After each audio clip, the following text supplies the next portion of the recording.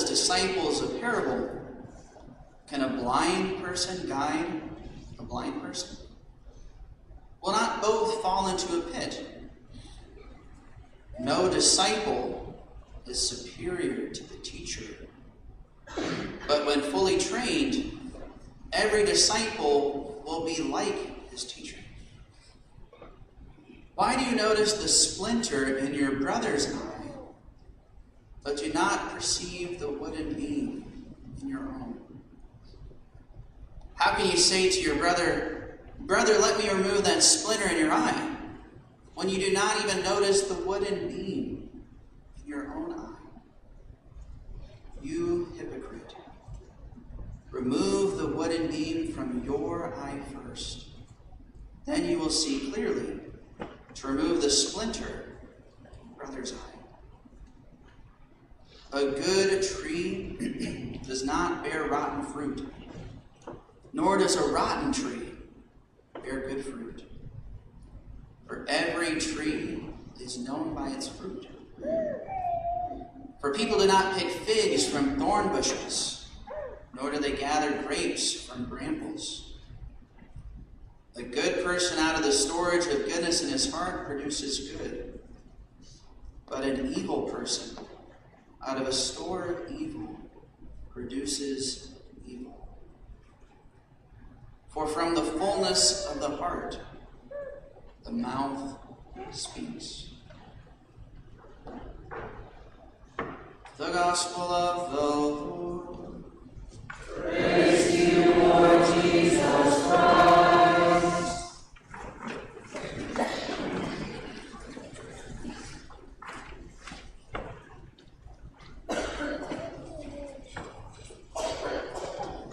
Good morning, everybody.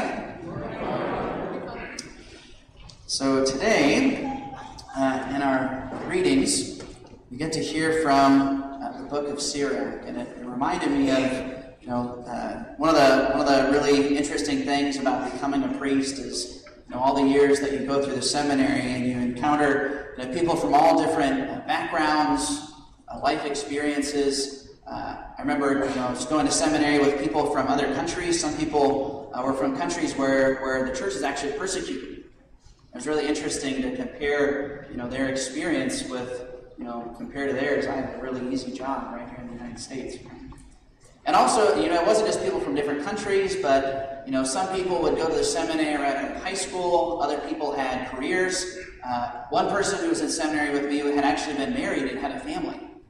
And he became a widow, and he joined the seminary after that. Right? So it was always really interesting, right, to hear different backgrounds, right, and experiences. And one of the things we would talk about, as seminarians is, sometimes the guys would be reflecting on their past and maybe, times in their lives where they didn't make the best decisions, right?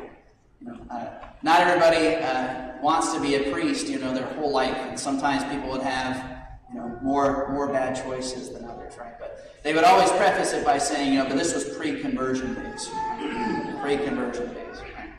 And so, guys would talk about some embarrassing story, and they'd say, pre-conversion days, pre-conversion. And I remember one of the guys was telling me, and I think about this every time the book of Sirach comes up in the reading, because the book of Sirach, as many of you know, it's one of those books of the Old Testament that's only in Catholic Bibles, that was taken out at the time of the Protestant Reformation. And so I remember one of the guys in the seminary, he was talking about how when he was in high school, he was talking to one of his acquaintances, and he convinced her one time that Catholics don't believe in umbrellas. And she was like, "What, seriously?" And he said, "Yeah, but it's in the book of Sirach, so you wouldn't understand." And then he's telling us, of course, pre-conversion days. So I always think about that when the book of Sirach comes up in the lectionary. It always makes me chuckle a little bit, right? But I hope that doesn't give anybody any ideas. Okay?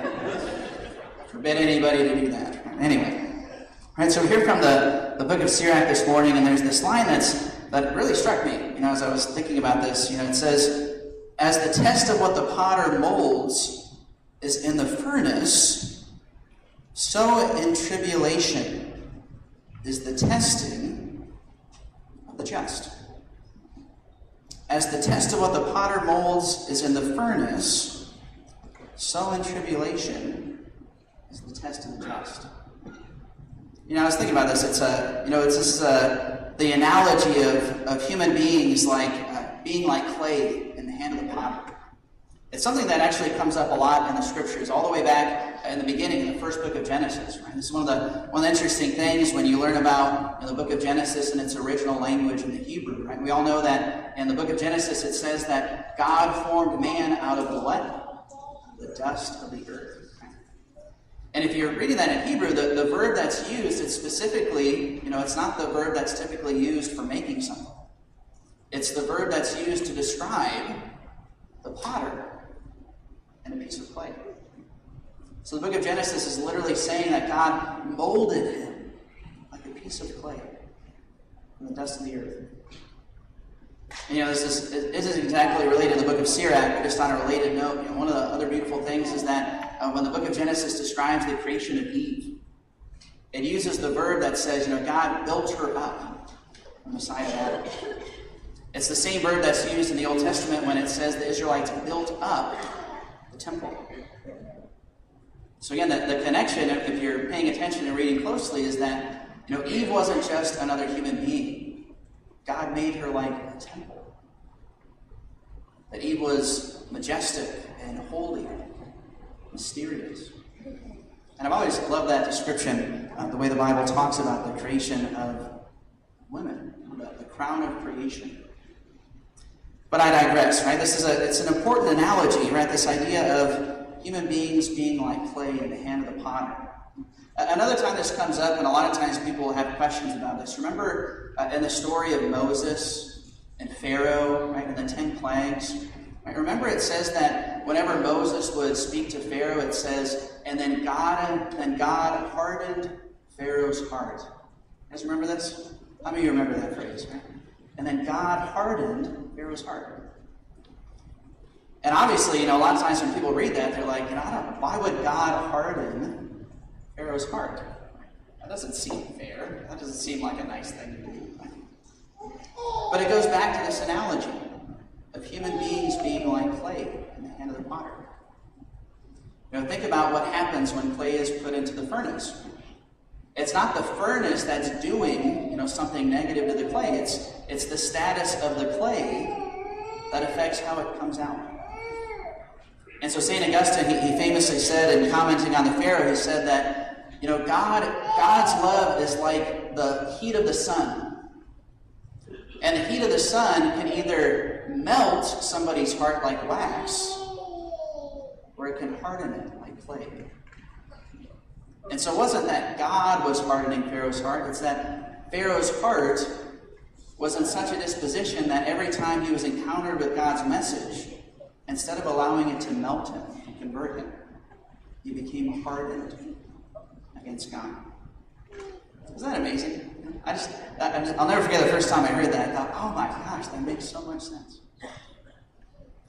And so this analogy is really common throughout the scriptures, and we've heard it again in the book of Sirach, that we are like clay. And the times that we are tested and undergo tribulation, right, that's like clay in the furnace. And it tests us. I think it's so important for us to really consider this and think about this.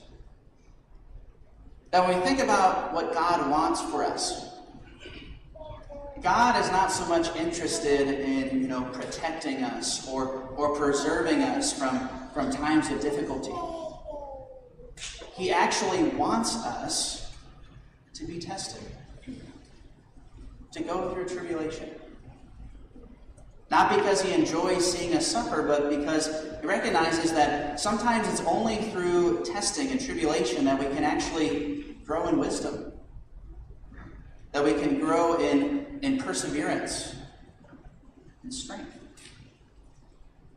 Many saints throughout the history of the church, they've actually said that when we get to heaven, one of the things we'll be most thankful for is the times that we were tested, the times that we suffered.